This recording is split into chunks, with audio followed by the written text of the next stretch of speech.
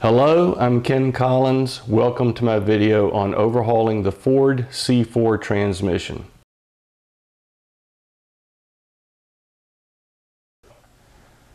I'll put the dial indicator on the bell housing here and mount the gauge up to the input shaft.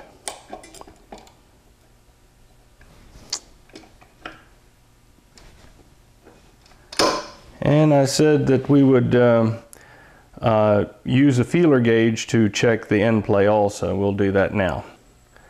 Now I'll take a screwdriver and I'll go down between the sun gear shell and the steel part of this drum and just pry back a little bit just to give me a little gap between the thrust washer and that sun gear shell.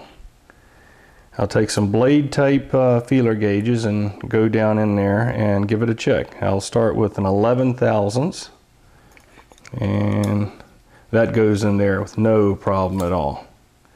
I'll take a 19 thousandths, go down in there, that goes in. Might be a little bit of a drag, but that's going in, no problem.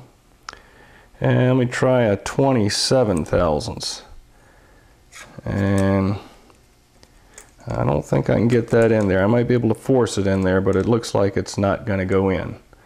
So by using this method, we know that the range is somewhere between 19 thousandths and 27 thousandths. The spec range is 8 to 42 thousandths, so we're definitely in the ballpark. We're probably about midway. That I think that'll work out fine. Now we'll use the dial indicator and check it that way. First, I'll take my screwdriver and butt it against the input shaft and push in on it to make sure I've gotten all of the play out of it. Push it in like that. Then I'll zero the gauge, bring it up to 0. Then I'll go back and pry in the same place between the sun gear shell and that drum, and we'll see what we get. And it looks like maybe 22 thousandths of an inch.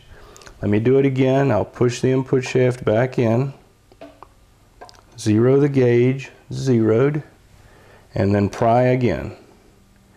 And 10, 20, maybe 22 thousandths. Again, that puts it right in the middle of the spec.